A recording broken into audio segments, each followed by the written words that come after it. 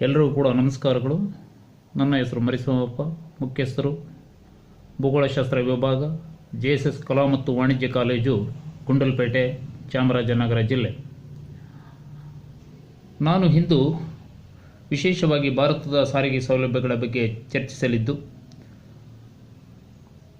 ಭಾರತದ ಸಾರಿಗೆ ಮಾಧ್ಯಮಗಳಲ್ಲಿ 3 ವಿಧಗಳಿವೆ: ಭೂ ಸಾರಿಗೆ, ಜಲ ಸಾರಿಗೆ, ವಾಯು ಸಾರಿಗೆ. ನಾನಿಂದು ವಿಶೇಷವಾಗಿ ಚರ್ಚಿಸಲಿರುವ ವಿಷಯ ವಾಯು ಸಾರಿಗೆ. ವಾಯು ಸಾರಿಗೆ ಮಾಧ್ಯಮಗಳಲ್ಲೆಲ್ಲ ಅತ್ಯಂತ ವೇಗ ಚಾಲಿತವಾದುದು. ಇದರ ಉಪಯೋಗ ಮತ್ತು ಅಭಿವೃದ್ಧಿಯು 20ನೇ ಶತಮಾನಕ್ಕೆ ಸಂಬಂಧಿಸಿದ್ದಾಗಿದೆ. 20ನೇ ಶತಮಾನದ ಪ್ರಾರಂಭದಲ್ಲಿ ವಿಮಾನಗಳ ಹಾರಾಟವು ಪ್ರಾರಂಭಗೊಂಡು ಪ್ರಸ್ತುತ ಜಗತ್ತಿನಾದ್ಯಂತ ವ್ಯಾಪಕವಾಗಿ ಹಂಚಿಕೆಯಾಗಿವೆ. ಇದನ್ನು ಪ್ರಯಾಣಿಕರು ಸರಕು ಮತ್ತು ಟಪಾಲುಗಳನ್ನು ವೇಗವಾಗಿ ಒಂದು ಸ್ಥಳದಿಂದ ಮತ್ತೊಂದು ಸ್ಥಳಕ್ಕೆ ರವಾನಿಸಲು ಉಪಯೋಗಿಸಲಾಗುವುದು. ಆದರೆ ಸಾಗಾಟದ ಪ್ರಮಾಣವು ಸೀಮಿತ ಮತ್ತು ವೆಚ್ಚದಾಯಕವೂ ಆಗಿರುತ್ತದೆ.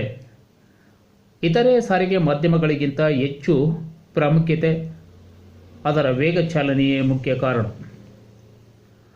ಇದರ ನೆರವಿನಿಂದ ಇಡೀ ಪ್ರಪಂಚವನ್ನು ಅಲ್ಪ ವೇಳೆಯಲ್ಲಿ ಪರ್ಯಟನೆ ಮಾಡಬಹುದು.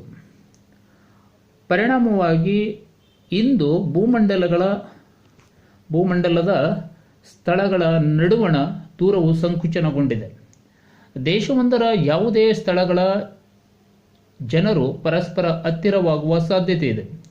ಆದರೆ ಎಲ್ಲ ರಾಷ್ಟ್ರಗಳಿಗೂ ವಾಯು ಸಾರಿಗೆಯ ಸೌಲಭ್ಯಗಳು ಸಾಧ್ಯವಿಲ್ಲ. ಆದರೂ ಪ್ರಸ್ತುತ ನಾಗರಿಕತೆಯಲ್ಲಿ ವಾಯು ಸಾರಿಗೆಯ ಕೊಡುಗೆ ಅಪರಿಮಿತವಾದುದು. ಇನ್ನು ಇದರ ಬೆಳವಣಿಗೆಯ ಬಗ್ಗೆ ಚರ್ಚಿಸೋಣ. ಮನುಷ್ಯನು ಪಕ್ಷಿಗಳಂತೆ ಆಕಾಶದಲ್ಲಿ ಹಾರಾಡಲು ಪುರಾತನ ಕಾಲದಿಂದಲೂ ಪ್ರಯತ್ನಿಸುತ್ತಾ ಬಂದಿದ್ದನು. ಅಂತಹ ಪ್ರಯತ್ನಗಳ ಫಲವಾಗಿಯೇ ಮೊಟ್ಟಮೊದಲಿಗೆ ಹಗುರವಾದ ಜಲಜನಕ ಅಥವಾ ಹೀಲಿಯಂನಂತಹ ಅನಿಲವನ್ನು ತುಂಬಿದ ಬಲೂನ್ಗಳನ್ನು ಹಾರಿಸುವಲ್ಲಿ ಯಶಸ್ವಿಯಾದನು. ಮಾನವನ ಜ್ಞಾನ ವಿಕಾಸಗೊಂಡ ಫಲವಾಗಿ 19ನೇ ಶತಮಾನದ ಅಂತ್ಯದ ವೇಳೆಯಲ್ಲಿ ಅಂತರ್ದಹನ ಯಂತ್ರಗಳ ನೆರವಿನಿಂದ ವಾಯುನೌಕೆ ಏರ್ಶಿಪ್ಗಳನ್ನು ಹಾರಿಸುವುದರಲ್ಲಿ ಯಶಸ್ವಿಯಾದನು. ಆನಂತರ ವಾಯು ಪ್ರವಾಹದ ನೆರವಿನಿಂದ ಗ್ಲೈಡರ್ಸ್ಗಳನ್ನು ಹಾರಿಸಿದನು. ಮುಂದುವರಿದ ಫಲವಾಗಿ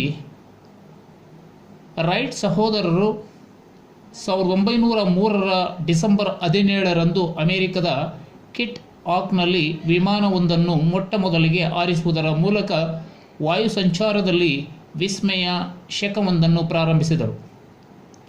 ಅಂದಿನಿಂದ ಇಂದಿನವರೆಗೆ ವಾಯು ಸಾರಿಗೆಯಲ್ಲಿ ಮಹತ್ತರವಾದ ಪ್ರಗತಿಯಾಗಿದೆ. ಇದರ ಪ್ರಗತಿಯಲ್ಲಿ 2 ವಿಶ್ವ ಸಮರಗಳ ಕೊಡುಗೆಯು ಅಪಾರವಾದುದು. ಮಹಾಯುದ್ಧಗಳ ನಂತರ ವಾಣಿಜ್ಯೋದ್ಯಮದ ಉದ್ದೇಶಕ್ಕಾಗಿ ವಾಯು ಸಾರಿಗೆಯ ಬಳಕೆಯು ಪ್ರಾರಂಭಗೊಂಡಿತು. ಮೊದಮೊದಲು ಪಶ್ಚಿಮ ಯುರೋಪ್ಗೆ ಸೀಮಿತಗೊಂಡಿದ್ದ ಇದರ ಸೇವೆ ಯುರೋಪಿಯನ್ನರ ವಸಾಹತುಗಳಿಗೆ ವಿಸ್ತರಿಸಿತು. ಆನಂತರ ಜಗತ್ತಿನ ನಾನಾ ಭಾಗಗಳಿಗೆ ವಿಸ್ತರಿಸಿತು. ಇಂದು ಪ್ರಪಂಚದಾದ್ಯಂತ ವಿಸ್ತರಿಸಿದೆ. ಹಾಗೆಯೇ ಇನ್ನು ವಾಯು ಸಾರಿಗೆಯನ್ನು ನಿಯಂತ್ರಿಸುವ ಅಂಶಗಳ ಬಗ್ಗೆ ಸ್ವಲ್ಪ ಚರ್ಚಿಸೋಣ. ತೆರೆದ ಅನಂತವಾದ ಆಕಾಶದಲ್ಲಿ ವಾಯು ಸಾರಿಗೆಯು ಸಾಗಿದರೂ ಅದು ಹಲವು ನಿಯಂತ್ರಣಗಳಿಂದ ಹೊರತಾಗಿರುವುದಿಲ್ಲ. ಪ್ರಮುಖವಾದ ನಿಯಂತ್ರಣದ ಅಂಶಗಳು ಈ ಕೆಳಕಂಡಂತೆ ಇವೆ. ಇವುಗಳನ್ನು ಗಮನಿಸೋಣ. ಮೊದಲನೆಯದಾಗಿ ಹವಾಗುಣದ ಪರಿಸ್ಥಿತಿಯ ಗುಣಾವಗುಣಗಳು ವಾಯು ಸಂಚಾರವನ್ನು ನಿಯಂತ್ರಿಸುತ್ತವೆ. ವಿಪರೀತವಾದ ಮಳೆ, ದಟ್ಟವಾದ ಮೋಡ, ಬಿರುಗಾಳಿ, ಮಂಜು ಮತ್ತು ಅತಿಯಾದ ಹಿಮವೃಷ್ಟಿಗಳು ವಾಯು ಸಂಚಾರಕ್ಕೆ ಅಡ್ಡಿಯನ್ನುಂಟು ಮಾಡುವವು. ಇಂತಹ ಅಡಚಣೆಗಳಿಂದ ಪಾರಾಗಲು ವಿಮಾನಗಳಲ್ಲಿ ಅತ್ಯಾಧುನಿಕವಾದ ತಾಂತ್ರಿಕ ವ್ಯವಸ್ಥೆಗಳನ್ನು ಅಳವಡಿಸಲಾಗಿರುತ್ತದೆ. ಆದರೂ ಸೂಕ್ತವಾದ ಹವಾಗುಣ ಅತ್ಯವಶ್ಯಕ. ಇನ್ನು ಎರಡನೆಯದಾಗಿ ಸಮತಟ್ಟಾದ ಹಾಗೂ ವಿಶಾಲವಾದ ನಿವೇಶನವಿರಬೇಕು. ವಿಮಾನ ನಿಲ್ದಾಣಗಳ ನಿರ್ಮಾಣ ಮತ್ತು ಓಡುದಾರಿಗಳ ನಿರ್ಮಾಣಕ್ಕೆ ಇಂತಹ ನಿವೇಶನ ಅತ್ಯವಶ್ಯಕ. ಹೀಗಾಗಿ ವಾಣಿಜ್ಯ ಆಕಾಶಯಾನವು ಸಾಮಾನ್ಯವಾಗಿ ತಗ್ಗು ಮೈದಾನ ಉಳ್ಳ ಕಡೆ ಅಭಿವೃದ್ಧಿಗೊಂಡಿರುತ್ತದೆ. ಇನ್ನು ಮೂರನೆಯದ ಅಂಶವನ್ನು ಗಮನಿಸುವುದಾದರೆ, ಜನಭರಿತ ವಸತಿಗಳ ಸಮೀಪದಲ್ಲಿ ವಿಮಾನ ನಿಲ್ದಾಣ ನಿರ್ಮಿಸಬಾರದು. ಏಕೆಂದರೆ ಅದರಿಂದಾಗುವ ಅನಾಹುತಗಳನ್ನು ತಡೆಯುವ ದೃಷ್ಟಿಯಿಂದ ಜನಭರಿತ ನಗರಗಳಿಂದ ಹೊರವಲಯದಲ್ಲಿ ವಿಮಾನ ನಿಲ್ದಾಣ ನಿರ್ಮಾಣ ಸೂಕ್ತವಾದುದು. ನಾಲ್ಕನೆಯ ಅಂಶ ವಿಮಾನಗಳು ಮತ್ತು ವಿಮಾನ ನಿಲ್ದಾಣಗಳ ನಿರ್ಮಾಣ ಹಾಗೂ ಇತರೆ ಉದ್ದೇಶಗಳಿಗಾಗಿ ಅಧಿಕ ಬಂಡವಾಳ ಬೇಕಾಗುವುದು. ಜೊತೆಗೆ ಇಂಧನ, ನೌಕರರ ವೇತನ, ವಿಮಾನ ಮತ್ತು ನಿಲ್ದಾಣಗಳ ಮೇಲ್ವಿಚಾರಣೆ ಮತ್ತು ನಿರ್ವಹಣೆ ಮುಂತಾದವುಗಳ ದುಬಾರಿಯಾದ ವೆಚ್ಚವು ಭರಿಸುವು. ಐದನೆಯದಾಗಿ, ವಾಯು ಸಾರಿಗೆಯ ಪ್ರಗತಿಗೆ ಸಾಕಷ್ಟು ಪ್ರಮಾಣದ ಪ್ರಯಾಣಿಕರು ಮತ್ತು ಸರಕುಗಳು ಸಾಗಾಟವಾಗಬೇಕು. ಆರನೆಯದಾಗಿ, ಸಾರಿಗೆಯ ಪ್ರಗತಿಗೆ ವಿಜ್ಞಾನ ಮತ್ತು ತಾಂತ್ರಿಕ ಪರಿಣಿತಿಯುಳ್ಳ ಸಿಬ್ಬಂದಿ ಇರಬೇಕು. ಉಳಿದೆಲ್ಲ ನಿಯಂತ್ರಣಗಳಿಗಿಂತ ಇದು ಬಹುಮುಖ್ಯವಾದುದೆನಿಸುತ್ತದೆ. ಏಳನೆಯ ಅಂಶ, ಅನಂತವಾದ ಆಕಾಶವೇ ತೆರೆದಿದ್ದರೂ ಸಹ ವಿಮಾನಗಳು ಒಂದು ನಿಶ್ಚಿತ ದಿಕ್ಕುಗಳಲ್ಲೇ ಚಲಿಸಬೇಕಾಗುವುದು. ಬೇರೆ ಬೇರೆ ದೇಶಗಳ ರಾಜಕೀಯ ಗಡಿಗಳ ಮೇಲಿನ ಆಕಾಶದಲ್ಲಿ ವಿಮಾನಗಳು ಹಾರಾಡುವುದಕ್ಕೆ ಮುಂಚೆ ಸಂಬಂಧಪಟ್ಟ ದೇಶಗಳಿಂದ ಅಪ್ಪಣೆ ಮತ್ತು ಅನುಮತಿ ದೊರೆತಿರಬೇಕು. ಅಂತಾರಾಷ್ಟ್ರೀಯ ಮಟ್ಟದ ನಿಯಮಗಳ ಪ್ರಕಾರ ಪ್ರತಿಯೊಂದು ದೇಶಕ್ಕೂ ತನ್ನ ಗಡಿಯ ಮಿತಿಯಲ್ಲಿ ಬರುವ ಆಕಾಶದ ಮೇಲೆ ಪರಮಾಧಿಕಾರವಿರುತ್ತದೆ. ಕೆಲವು ದೇಶಗಳು ಒಮ್ಮೊಮ್ಮೆ ವಿದೇಶಿ ವಿಮಾನಗಳ ಹಾರಾಟವನ್ನು ನಿಷೇಧಿಸುವ ಅಧಿಕಾರವನ್ನು ಹೊಂದಿರುತ್ತದೆ. ಎಂಟನೆಯದಾಗಿ, ಪರ್ಯಾಯ ಸಾರಿಗೆ ಸೌಲಭ್ಯಗಳ ಕೊರತೆಯು ವಾಯು ಸಂಚಾರದ ಪ್ರಗತಿಗೆ ಪೂರಕವಾಗಿರುತ್ತದೆ. ಅಮೆರಿಕ ಸಂಯುಕ್ತ ಸಂಸ್ಥಾನದಲ್ಲಿ ದೂರದ ಸ್ಥಳಗಳಿಗೆ ಪ್ರಯಾಣಿಸಲು ರೈಲ್ವೆ ಮತ್ತು ರಸ್ತೆ ಸಾರಿಗೆಗಳಿಗಿಂತ ವಿಮಾನಯಾನವು ವೇಗಯುತವೂ ಮತ್ತು ಸುಖಕರವೂ ಆಗಿರುವುದರಿಂದ ಹೆಚ್ಚು ಜನರು ವಿಮಾನಗಳಲ್ಲಿ ಸಂಚರಿಸುವರು. ಇದರಿಂದ ವಾಯು ಸಾರಿಗೆ ಮಾಧ್ಯಮಕ್ಕೆ ಲಾಭವಾಗುವುದು. ಅಲ್ಲದೆ ವಿಶಾಲವಾದ ಪರ್ವತಗಳಿಂದ ಹಿಮದಿಂದ ಆವೃತವಾದ ಅಭಯಾರಣ್ಯ ಅಥವಾ ಮರುಭೂಮಿಗಳಿಂದ ಆವೃತವಾಗಿದ್ದಲ್ಲಿ ಅಂತಹ ಕಡೆ ವಾಯು ಸಂಚಾರವು ಅವಶ್ಯಕವಾಗಿರುತ್ತದೆ. ನೆಕ್ಸ್ಟ್, ವಾಯು ಸಾರಿಗೆಯಿಂದ ಆಗುವಂತಹ ಅನುಕೂಲಗಳ ಬಗ್ಗೆ ಚರ್ಚಿಸೋಣ. ನಂಬರ್ 1, ರಸ್ತೆ ಮತ್ತು ರೈಲ್ವೆ ಮಾರ್ಗಗಳಂತೆ ವಾಯುಮಾರ್ಗಗಳ ನಿರ್ಮಾಣ ಮತ್ತು ಅವುಗಳ ದುರಸ್ತಿ ಅನಾವಶ್ಯಕ. ಎರಡನೆಯದಾಗಿ, ವಾಯು ಸಾರಿಗೆಯು ಅತ್ಯಂತ ವೇಗಯುತವಾದುದು. ಮೂರನೆಯದಾಗಿ, ವಿಮಾನಗಳು ನಿಶ್ಚಿತವಾದ ದಿಕ್ಕುಗಳನ್ನು ಅನುಸರಿಸಿ ಸಂಚರಿಸಬೇಕಾಗಿದ್ದರೂ ಅವಶ್ಯವಿದ್ದಾಗ ಅಥವಾ ಅವಶ್ಯವಿದ್ದೆಡೆಗೆ ಮಾರ್ಗ ಬದಲಿಸಿ ಮತ್ತು ಎತ್ತರದಲ್ಲಿ ಚಲಿಸಬಹುದಾಗಿದೆ.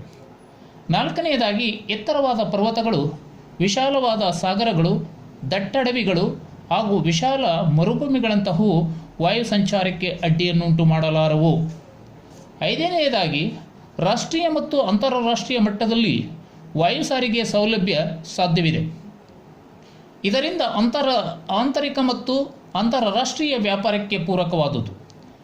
ಆರನೆಯದಾಗಿ, ವಾಯುಯಾನವು ಪ್ರಯಾಣಿಕರಿಗೆ ಸೌಖ್ಯಕರವಾಗಿರುತ್ತದೆ. ಏಳನೆಯದಾಗಿ, ಇತರ ಸಾರಿಗೆ ಮಾಧ್ಯಮಗಳ ಸೌಲಭ್ಯವು ಸಾಧ್ಯವಿಲ್ಲದ ಕಡೆ ವಾಯು ಸಾರಿಗೆ ವ್ಯವಸ್ಥೆ ಸಾಧ್ಯವಿದೆ. ಎಂಟನೆಯದಾಗಿ, ದೇಶದ ಸುಭದ್ರತೆ ಮತ್ತು ನೈಸರ್ಗಿಕ ವಿಪತ್ತುಗಳು ಸಂಭವಿಸಿದಾಗ ಪರಿಹಾರ ಕಾರ್ಯ ಕೈಗೊಳ್ಳುವಲ್ಲಿ ವಾಯು ಸಾರಿಗೆಯ ಸೇವೆ ಅತ್ಯವಶ್ಯಕ. ಒಂಬತ್ತನೆಯದಾಗಿ, ಹಗುರವಾದ, ಹೆಚ್ಚು ಬೆಲೆ ಬಾಳುವ ಹಾಗೂ ಬೇಗ ಕೆಡಬಲ್ಲ ವಸ್ತುಗಳನ್ನು ಬಹುದೂರದ ಸ್ಥಳಗಳಿಗೆ ಸಾಗಿಸಲು ವಾಯು ಸಾರಿಗೆಯು ನೆರವಾಗುವುದು. ಉದಾಹರಣೆಗೆ ಜೀವರಕ್ಷಕ ಔಷಧಿ, ವಜ್ರ, ವೈಜ್ಞಾನಿಕ ಯಂತ್ರಗಳ ಬಿಡಿಭಾಗಗಳು, ಕೈಗಡಿಯಾರಗಳು ಹಾಗೂ ಹಣ್ಣುಗಳು. ಇನ್ನು ನೆಕ್ಸ್ಟು, ಈ ಸಾರಿಗೆಯಿಂದ ಆಗುವಂತಹ ಅನಾನುಕೂಲಗಳು ಕೂಡ ಕೆಲವೊಂದು ಇದ್ದಾವೆ, ಅವುಗಳ ಬಗ್ಗೆ ಚರ್ಚಿಸೋಣ. ಈವರೆಗೆ ವಿವರಿಸಿದ ಅನೇಕ ಅನುಕೂಲತೆಗಳನ್ನು ಹೊಂದಿದ್ದರೂ ವಾಯು ಸಾರಿಗೆಯು ಕೆಲವು ಅನಾನುಕೂಲತೆಗಳನ್ನು ಹೊಂದಿದೆ. ಅವುಗಳೆಂದರೆ, ನಂಬರ್ 1, ವಾಯು ಸಾರಿಗೆಯು ಇತರೆ ಮಾಧ್ಯಮಗಳಿಗಿಂತ ದುಬಾರಿಯಾದುದು. ಇದು ಸಾಮಾನ್ಯ ಜನರಿಗೆ ಲಭ್ಯವಾಗುವುದಿಲ್ಲ.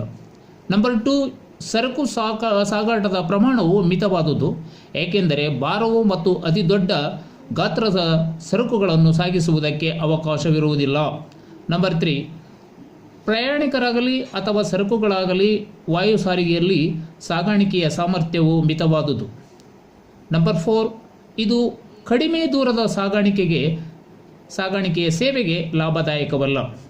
ನಂಬರ್ 5, ಪ್ರತಿಕೂಲವಾದ ಹವಾಮಾನದ ಪರಿಸ್ಥಿತಿಯ ಪ್ರಭಾವವು ನಿಶ್ಚಳವಾಗಿದ್ದು ಅನಿಶ್ಚಿತ ಸೇವೆಗೆ ಕಾರಣವಾಗುವುದು. ನಂಬರ್ 6, ವಿಮಾನಯಾನವು ಅಪಘಾತಗಳಿಗೆ ತುತ್ತಾಗುವ ಸಾಧ್ಯತೆ ಇದ್ದು ಸಾವು ನೋವು ಅನಿವಾರ್ಯ. 7th one, ವಾಯು ಸಾರಿಗೆಯು ಎಲ್ಲ ಕಡೆಯೂ ಲಭ್ಯವಾಗಲಾರದು, ಏಕೆಂದರೆ ವಿಮಾನವು ವಿಮಾನ ನಿಲ್ದಾಣಗಳಲ್ಲೇ ಇಳಿಯಬೇಕಾಗುವುದು. ನಂಬರ್ 8th one, ವಿಮಾನಗಳು ವಿಮಾನ ನಿಲ್ದಾಣ ಹಾಗೂ ಅದಕ್ಕೆ ಸಂಬಂಧಪಟ್ಟ ಸುಸಜ್ಜಿತ ವ್ಯವಸ್ಥೆಗಳ ನಿರ್ಮಾಣ ಮತ್ತು ನಿರ್ವಹಣೆ ದುಬಾರಿಯಾದವು, ಅದಕ್ಕೆ ಅಧಿಕ ಬಂಡವಾಳವೂ ಬೇಕಾಗುವುದು. 9th one, ದೇಶಗಳ ಸುಭದ್ರತೆಯ ದೃಷ್ಟಿಯಿಂದ ಪ್ರಪಂಚದ ಕೆಲವು ದೇಶಗಳು ತಮ್ಮ ಗಡಿಗಳ ಮೇಲಿನ ವಿದೇಶಿ ವಿಮಾನಗಳ ಹಾರಾಟವನ್ನು ನಿಷೇಧಿಸುವು. ಭಾರತದ ವಾಯು ಸಂಚಾರವು ಮೊಟ್ಟಮೊದಲಿಗೆ 1911ರಲ್ಲಿ ನೈನಿ ಮತ್ತು ಅಲಹಾಬಾದ್ಗಳ ನಡುವೆ 10 ಕಿಲೋಮೀಟರ್ ದೂರ ಪ್ರಾರಂಭಗೊಂಡಿತು. ಆನಂತರ ಕೆಲವು ಖಾಸಗಿ ಸಂಸ್ಥೆಗಳು ವಾಯು ಸಂಚಾರವನ್ನು ಪ್ರಾರಂಭಿಸಿದವು. 1929ರಿಂದ 1930ರ ಅವಧಿಯಲ್ಲಿ ಫ್ರೆಂಚ್, ಬ್ರಿಟಿಷ್ ಮತ್ತು ಡಚ್ಚರು ತಮ್ಮ ಸಾಮ್ರಾಜ್ಯಗಳ ವಿಸ್ತರಣೆ ಮತ್ತು ವಿದೇಶಿ ವ್ಯಾಪಾರದ ಉದ್ದೇಶಗಳಿಂದ ವಾಯು ಸಂಚಾರದ ವ್ಯವಸ್ಥೆಯನ್ನು ಭಾರತದಲ್ಲಿ ಪ್ರಾರಂಭಿಸಿದರು. ಆನಂತರ ಜಗತ್ತಿನ ಇತರೆ ದೇಶಗಳೊಂದಿಗೆ ವಾಯು ಸಂಚಾರ ಸಂಬಂಧವು ಬೆಳೆಯಿತು. ವಿವಿಧ ಖಾಸಗಿ ಸಂಸ್ಥೆಗಳು ನಿರ್ವಹಿಸುತ್ತಿದ್ದ ವಿಮಾನ ಸಂಚಾರವನ್ನು 1953ರಲ್ಲಿ ಭಾರತ ಸರ್ಕಾರವು ರಾಷ್ಟ್ರೀಕರಣಗೊಳಿಸಿತು. ಇಂದು ಭಾರತದಲ್ಲಿ 2 ಪ್ರಮುಖ ವಾಯು ಸಂಚಾರ ಸಂಸ್ಥೆಗಳಿವೆ. ಅವುಗಳೆಂದರೆ number 1 air India international, number 2 Indian airlines. ಇದು ಸಂಪೂರ್ಣವಾಗಿ ಭಾರತ ಸರ್ಕಾರದ ಆಡಳಿತಕ್ಕೆ ಒಳಪಟ್ಟಿವೆ. ಮೊದಲನೆಯದಾದ ಏರ್ ಇಂಡಿಯಾ ಇಂಟರ್ನ್ಯಾಷನಲ್ ಬಗ್ಗೆ ತಿಳಿಯೋದಾದರೆ, ಈ ಸಂಸ್ಥೆಯು ಅಂತಾರಾಷ್ಟ್ರೀಯ ವಾಯು ಸಂಚಾರವನ್ನು ನಿರ್ವಹಿಸುತ್ತಿದ್ದು ಸುಮಾರು 60ಕ್ಕೂ ಹೆಚ್ಚು ದೇಶಗಳೊಡನೆ ಸಾರಿಗೆ ಸಂಪರ್ಕವನ್ನು ಕಲ್ಪಿಸುತ್ತಿವೆ. ಈ ಸಂಸ್ಥೆಯು ಮೊದಲಿಗೆ JRD ಟಾಟಾರವರು 1932ರಲ್ಲಿ ಟಾಟಾ ಏರ್ಲೈನ್ಸ್ ಎಂಬ ಹೆಸರಿನಿಂದ ಸ್ಥಾಪನೆ ಮಾಡಿದರು. ಆನಂತರ ಜುಲೈ 29, 1946ರಂದು ಟಾಟಾರವರು ವಾಣಿಜ್ಯ ಉದ್ದೇಶಕ್ಕಾಗಿ ಏರ್ ಇಂಡಿಯಾ ಎಂದು ಮರುನಾಮಕರಣ ಮಾಡಿದರು. ಫೆಬ್ರವರಿ 27, 2011ರಂದು ಏರ್ ಇಂಡಿಯಾ ಮತ್ತು ಇಂಡಿಯನ್ ಏರ್ಲೈನ್ಸ್ಗಳು ಅಧಿಕೃತವಾಗಿ ವಿಲೀನಗೊಂಡವು. ರಾಷ್ಟ್ರೀಯ ವಿಮಾನ ನಿಲ್ದಾಣ ಪ್ರಾಧಿಕಾರ ರಚನೆಯಾದದ್ದು 1986ರಲ್ಲಿ. ದೇಶದಲ್ಲಿ ಅಂತಾರಾಷ್ಟ್ರೀಯ ವಿಮಾನ ನಿಲ್ದಾಣ ಪ್ರಾಧಿಕಾರ ರಚನೆಯಾದದ್ದು 1972ರಲ್ಲಿ. ಭಾರತದ ವಿಮಾನ ನಿಲ್ದಾಣಗಳ ಪ್ರಾಧಿಕಾರ ಸ್ಥಾಪನೆ ಏಪ್ರಿಲ್ 1, 1995. ಇದರ ಕೇಂದ್ರ ಕಚೇರಿ ದೆಹಲಿಯಲ್ಲಿದೆ. ಬೆಂಗಳೂರು ಅಂತಾರಾಷ್ಟ್ರೀಯ ವಿಮಾನ ನಿಲ್ದಾಣವನ್ನು ಕೆಂಪೇಗೌಡ ವಿಮಾನ ನಿಲ್ದಾಣವೆಂದು ಮರುನಾಮಕರಣವಾದ ದಿನಾಂಕ ಡಿಸೆಂಬರ್ 14, 2013. ಹಾಗೆಯೇ ವಾಯುದೂತ್ ವಿಮಾನಯಾನ ಆರಂಭ 1981ರಲ್ಲಿ ಆಯಿತು. ಇನ್ನು ಎರಡನೆಯದಾದ ಇಂಡಿಯನ್ ಏರ್ಲೈನ್ಸ್ ದೇಶೀಯ, ಇದರ ಬಗ್ಗೆ ತಿಳಿಯೋದಾದರೆ ಇದರ ಕೆಲವು ಮುಖ್ಯಾಂಶಗಳು ಈ ರೀತಿವೆ. ಇದು ರಾಷ್ಟ್ರೀಯ ವಾಯು ಸಂಚಾರವನ್ನು ನಿರ್ವಹಿಸುತ್ತಿದೆ. ಈ ಸಂಸ್ಥೆಯಲ್ಲಿ 74 ವಿಮಾನಗಳಿದ್ದು ಪ್ರಮುಖ ನಗರ ಕೇಂದ್ರಗಳು ಮತ್ತು ನೆರೆಹೊರೆಯ ರಾಷ್ಟ್ರಗಳಿಗೆ ವಾಯು ಸಂಚಾರವನ್ನು ಕಲ್ಪಿಸುತ್ತದೆ. ಈ 2 ಸಂಸ್ಥೆಗಳಲ್ಲದೆ ನಿಯಮಿತ ಪರವಾನಗಿ ಪಡೆದ 9 ಖಾಸಗಿ ಸಂಸ್ಥೆಗಳು ಮತ್ತು 25 ಫ್ಲೈಯಿಂಗ್ ಕ್ಲಬ್ಗಳು ಸೇವೆ ಸಲ್ಲಿಸುತ್ತಿವೆ. Number 3 Pawan Hans helicopter limited. ಈ ಸಂಸ್ಥೆಯು ತೈಲ ಮತ್ತು ಸ್ವಾಭಾವಿಕ ಅನಿಲ ಮಂಡಳಿ, ಆಯಿಲ್ ಇಂಡಿಯಾ ಸಂಸ್ಥೆ ಮತ್ತು RD ಎಕ್ಸ್ಪ್ಲೋರೆನ್ಸ್ಗಳನ್ನು ಒಳಗೊಂಡಂತೆ ಪೆಟ್ರೋಲಿಯಂ ವಿಭಾಗಕ್ಕೆ ಹೆಲಿಕಾಪ್ಟರ್ ಸೇವೆಯನ್ನು ಕಲ್ಪಿಸುವುದಕ್ಕಾಗಿ 1985ರಲ್ಲಿ ಪ್ರಾರಂಭಗೊಂಡಿತು. ಇಂದು ಈ ಸಂಸ್ಥೆಯು ಏಷ್ಯಾ ಖಂಡದಲ್ಲೇ ಅತ್ಯಂತ ದೊಡ್ಡದಾದ ಹೆಲಿಕಾಪ್ಟರ್ ಸೇವೆಯನ್ನೊದಗಿಸುವ ಪ್ರಸಿದ್ಧ ಸಂಸ್ಥೆಯಾಗಿದೆ. ಸುಮಾರು 31 ಹೆಲಿಕಾಪ್ಟರ್ಗಳನ್ನು ಹೊಂದಿದೆ. ಈ ಸಂಸ್ಥೆಗೆ 2002ರಂದು ನ್ಯೂಯಾರ್ಕ್ನಲ್ಲಿ ಕ್ವಾಲಿಟಿ ಸಮಿಟ್ ಇಂಟರ್ನ್ಯಾಷನಲ್ ಅವಾರ್ಡ್ ಪ್ರಶಸ್ತಿ ದೊರೆತಿದೆ. ಇನ್ನು 4ನೇದಾಗಿ ವಾಯುದೂತ್. ಇದು ಸಹ ಭಾರತದಲ್ಲಿ ವಾಯು ಸಾರಿಗೆಯನ್ನು ಕಲ್ಪಿಸುತ್ತದೆ. ಇದರ ಕಾರ್ಯ 1981ರಲ್ಲಿ ಪ್ರಾರಂಭಗೊಂಡಿತು. ನೆಕ್ಸ್ಟ್ ವಿಮಾನ ನಿಲ್ದಾಣಗಳ ಬಗ್ಗೆ, ಏರ್ಪೋರ್ಟ್ಸ್ಗಳ ಬಗ್ಗೆ ತಿಳಿಯೋಣ. ಭಾರತದ ವಿಮಾನ ನಿಲ್ದಾಣಗಳನ್ನು 4 ಪ್ರಕಾರಗಳಾಗಿ ವಿಂಗಡಿಸಲಾಗಿದೆ. ಅವುಗಳೆಂದರೆ ನಂಬರ್ 1 ಅಂತಾರಾಷ್ಟ್ರೀಯ ವಿಮಾನ ನಿಲ್ದಾಣ, ನಂಬರ್ 2 ಪ್ರಧಾನ ವಿಮಾನ ನಿಲ್ದಾಣಗಳು, ನಂಬರ್ 3 ಮಧ್ಯಮ ದರ್ಜೆಯ ವಿಮಾನ ನಿಲ್ದಾಣಗಳು ಮತ್ತು 4ನೇದಾಗಿ ಚಿಕ್ಕ ವಿಮಾನ ನಿಲ್ದಾಣಗಳು. ಭಾರತದಲ್ಲಿ 134 ವಿಮಾನ ನಿಲ್ದಾಣಗಳು ಇವೆ. 32 ವಾಯುಪಡೆಗೆ ಸೇರಿದ ಗಡಿ ಭದ್ರತಾ ವಿಮಾನ ನಿಲ್ದಾಣಗಳಿವೆ. 24 ಅಂತಾರಾಷ್ಟ್ರೀಯ, 64 ದೇಶೀಯ ವಿಮಾನ ನಿಲ್ದಾಣಗಳಾಗಿರುತ್ತವೆ.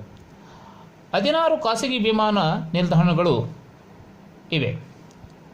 ನೆಕ್ಸ್ಟ್ 5th ಒನ್ ಅಂತಾರಾಷ್ಟ್ರೀಯ ವಿಮಾನ ನಿಲ್ದಾಣಗಳು. ಇದರ ಬಗ್ಗೆ ಚರ್ಚಿಸೋಣ. ಅವುಗಳು ಯಾವುವು ಅಂತಕ್ಕಂತಹ ಒಂದು ಪಟ್ಟಿಯನ್ನು ಕೂಡ ಗಮನಿಸೋಣ. ಪ್ರಸ್ತುತ ದೇಶದಲ್ಲಿ 24 ಅಂತಾರಾಷ್ಟ್ರೀಯ ವಿಮಾನ ನಿಲ್ದಾಣಗಳು ಇವೆ ಎಂದು ಅಂಕಿತ ಪಡೆದಿವೆ. ಅವು ಈ ಕೆಳಕಂಡಂತೆ ನಾವು ಗಮನಿಸಬಹುದು. ನಂಬರ್ 1 ಮುಂಬೈ ಛತ್ರಪತಿ ಶಿವಾಜಿ ಅಂತಾರಾಷ್ಟ್ರೀಯ ವಿಮಾನ ನಿಲ್ದಾಣ, ಇದು ಮಹಾರಾಷ್ಟ್ರ ರಾಜ್ಯದಲ್ಲಿದೆ. 2ನೇದಾಗಿ ದೆಹಲಿ ಇಂದಿರಾ ಗಾಂಧಿ ಅಂತಾರಾಷ್ಟ್ರೀಯ ವಿಮಾನ ನಿಲ್ದಾಣ, ಇದು ದೆಹಲಿಯಲ್ಲಿದೆ. ನಂಬರ್ 3 ಕೋಲ್ಕತ್ತಾ ನಿಲ್ದಾಣ, ಇದರ ಹಿಂದಿನ ಹೆಸರು ಸುಭಾಷ್ ಚಂದ್ರ ಬೋಸ್ ಅಂತಾರಾಷ್ಟ್ರೀಯ ವಿಮಾನ ನಿಲ್ದಾಣ, ಇದು ಪಶ್ಚಿಮ ಬಂಗಾಳದಲ್ಲಿದೆ. 4ನೇದಾಗಿ ಚೆನ್ನೈ ವಿಮಾನ ನಿಲ್ದಾಣ, ಇದರ ಹಿಂದಿನ ಹೆಸರು ಅಣ್ಣಾ ಅಂತಾರಾಷ್ಟ್ರೀಯ ವಿಮಾನ ನಿಲ್ದಾಣ, ಇದು ತಮಿಳುನಾಡಿನಲ್ಲಿದೆ.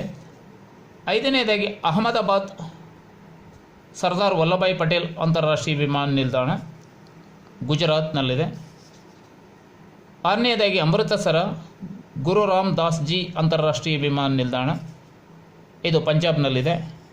7th ಒನ್ ಕೊಚ್ಚಿ ನಿಡುಂಬಾಸೇರಿ ಅಂತಾರಾಷ್ಟ್ರೀಯ ವಿಮಾನ ನಿಲ್ದಾಣ, ಇದು ಕೇರಳದಲ್ಲಿದೆ. 8th ಒನ್ ಗೋವಾ ದಬೋಲಿಮ್ ಅಂತಾರಾಷ್ಟ್ರೀಯ ವಿಮಾನ ನಿಲ್ದಾಣ, ಗೋವಾ. 9th ಒನ್ ಗುವಾಹತಿ ಲೋಕಪ್ರಿಯ ಗೋಪಿನಾಥ್ ಬಾರ್ಡೋಲೋಯಿ ಅಂತಾರಾಷ್ಟ್ರೀಯ ವಿಮಾನ ನಿಲ್ದಾಣ, ಇದು ಅಸ್ಸಾಂನಲ್ಲಿದೆ. ಹೈದರಾಬಾದ್ ರಾಜೀವ್ ಗಾಂಧಿ ಅಂತಾರಾಷ್ಟ್ರೀಯ ವಿಮಾನ ನಿಲ್ದಾಣ, ಇದು ತೆಲಂಗಾಣದಲ್ಲಿದೆ. ಬೆಂಗಳೂರು ಕೆಂಪೇಗೌಡ ಅಂತಾರಾಷ್ಟ್ರೀಯ ವಿಮಾನ ನಿಲ್ದಾಣ, ಇದು ಕರ್ನಾಟಕದಲ್ಲಿದೆ.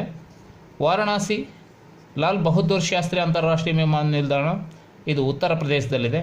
13ನೇದಾಗಿ ತಿರುವನಂತಪುರ ಅಂತಾರಾಷ್ಟ್ರೀಯ ವಿಮಾನ ನಿಲ್ದಾಣ, ಇದು ಕೇರಳದಲ್ಲಿದೆ. 14ನೇದಾಗಿ ಜೈಪುರ ಅಂತಾರಾಷ್ಟ್ರೀಯ ವಿಮಾನ ನಿಲ್ದಾಣ, ಇದು ರಾಜಸ್ಥಾನದಲ್ಲಿದೆ. ಲಖನೌ ಚೌಧರಿ ಚರಣ್ ಸಿಂಗ್ ಅಂತಾರಾಷ್ಟ್ರೀಯ ವಿಮಾನ ನಿಲ್ದಾಣ. 16ನೇದಾಗಿ ಪೋರ್ಟ್ ಬ್ಲೇರ್ ವೀರ ಸಾವರ್ಕರ್ ಅಂತಾರಾಷ್ಟ್ರೀಯ ವಿಮಾನ ನಿಲ್ದಾಣ, ಅಂಡಮಾನ್ ಮತ್ತು ನಿಕೋಬಾರ್ನಲ್ಲಿದೆ. 17ನೇದಾಗಿ ಭುವನೇಶ್ವರ ಬಿಜು ಪಟ್ನಾಯಕ್ ಅಂತಾರಾಷ್ಟ್ರೀಯ ವಿಮಾನ ನಿಲ್ದಾಣ, ಇದು ಒರಿಸ್ಸಾದಲ್ಲಿದೆ. 18ನೇದಾಗಿ ಕ್ಯಾಲಿಕಟ್ ಅಂತಾರಾಷ್ಟ್ರೀಯ ವಿಮಾನ ನಿಲ್ದಾಣ, ಕೇರಳದಲ್ಲಿದೆ. ನಾಗ್ಪುರ ಡಾಕ್ಟರ್ ಬಾಬಾ ಸಾಹೇಬ್ ಅಂಬೇಡ್ಕರ್ ಅಂತಾರಾಷ್ಟ್ರೀಯ ವಿಮಾನ ನಿಲ್ದಾಣ, ಮಹಾರಾಷ್ಟ್ರದಲ್ಲಿದೆ. 20ನೇದಾಗಿ ಶಿಲ್ಲಾಂಗ್ ಇಂಪಾಲ ಅಂತಾರಾಷ್ಟ್ರೀಯ ವಿಮಾನ ನಿಲ್ದಾಣ, ಇದು ಮಣಿಪುರದಲ್ಲಿದೆ. 21ನೇದಾಗಿ ತಿರುಚಿರಪಲ್ಲಿ ಅಂತಾರಾಷ್ಟ್ರೀಯ ವಿಮಾನ ನಿಲ್ದಾಣ, ಇದು ತಮಿಳುನಾಡಿನಲ್ಲಿದೆ. 22 ವಿಶಾಖಪಟ್ಟಣ ಆಂಧ್ರ ಪ್ರದೇಶದಲ್ಲಿದೆ. ಹಾಗೆಯೇ ಕೊಯಮತ್ತೂರು ಅಂತಾರಾಷ್ಟ್ರೀಯ ವಿಮಾನ ನಿಲ್ದಾಣ, ಇದು ತಮಿಳುನಾಡಿನಲ್ಲಿದೆ. 24ನೇದಾಗಿ ವಿಜಯವಾಡ ನಂದಮೂರಿ ತಾರಕ ರಾಯರಾವ್ ಅಂತಾರಾಷ್ಟ್ರೀಯ ವಿಮಾನ ನಿಲ್ದಾಣ, ಇದು ಆಂಧ್ರದಲ್ಲಿದೆ. 25ನೇದಾಗಿ ಮಂಗಳೂರು, ಇದು ಮಂಗಳೂರು ಅಂತಾರಾಷ್ಟ್ರೀಯ ವಿಮಾನ ನಿಲ್ದಾಣ, ಇದು ಕರ್ನಾಟಕದಲ್ಲಿದೆ. ಮುಂಬೈಯಲ್ಲಿ ಛತ್ರಪತಿ ಶಿವಾಜಿ ವಿಮಾನ ನಿಲ್ದಾಣವು ಅತ್ಯಂತ ದೊಡ್ಡದಾಗಿದೆ. ಇದರ ನಂತರ 2ನೇ ಸ್ಥಾನವು ದೆಹಲಿಯ ಇಂದಿರಾ ಗಾಂಧಿ ಅಂತಾರಾಷ್ಟ್ರೀಯ ವಿಮಾನ ನಿಲ್ದಾಣಕ್ಕೆ ಸಲ್ಲುತ್ತದೆ. ಇನ್ನುಳಿದ ಭಾರತದ ವಿಮಾನ ನಿಲ್ದಾಣಗಳನ್ನು ಈ ಕೆಳಕಂಡಂತೆ 3 ವಿಧಗಳಾಗಿ ವಿಂಗಡಿಸಲಾಗಿದೆ. ಅವುಗಳೆಂದರೆ ನಂಬರ್ 1 ಪ್ರಧಾನ ವಿಮಾನ ನಿಲ್ದಾಣಗಳು, ಮಧ್ಯಮ ದರ್ಜೆಯ ವಿಮಾನ ನಿಲ್ದಾಣಗಳು, 3ನೇದಾಗಿ ಚಿಕ್ಕ ಪ್ರಮಾಣದ ವಿಮಾನ ನಿಲ್ದಾಣಗಳು. ಈಗ ಮೊದಲನೇದಾಗಿ ಪ್ರಧಾನ ವಿಮಾನ ನಿಲ್ದಾಣಗಳು. ಮುಂಬಯಿಯ ಜೂಹು, ದೆಹಲಿಯ ಸಫ್ದರ್ಜಂಗ್, ಪಾಟ್ನಾ, ಪುಣೆ, ಅಗರ್ತಲಾ ಮತ್ತು ವಡೋದರ ಇವು ದೇಶದ ದೊಡ್ಡ ನಗರಗಳು ಮತ್ತು ರಾಜ್ಯಗಳ ರಾಜಧಾನಿಗಳಲ್ಲಿವೆ. ಸಾಧಾರಣವಾದ ಆಧುನಿಕ ಸೌಲಭ್ಯಗಳನ್ನು ಹೊಂದಿರುತ್ತವೆ. ಇನ್ನು ಎರಡನೆಯದಾಗಿ ಮಧ್ಯಮ ದರ್ಜೆಯ ವಿಮಾನ ನಿಲ್ದಾಣಗಳು ಬೆಳಗಾವಿ, ಬಜ್ಪೆ, ಭಾವನಗರ, ಜುನಾಗಢ್, ಭೋಪಾಲ್, ಇಂದೋರ್, ಕಾಂಡ್ಲಾ, ಕೋಟಾ, ಮದುರೈ, ಪೋರ್ಬಂದರ್, ಗಯಾ, ರಾಂಚಿ, ರಾಯ್ಪುರ, ತಿರುಪತಿ, ಉದಯಪುರ, ವಿಶಾಖಪಟ್ಟಣ ಮುಂತಾದವು.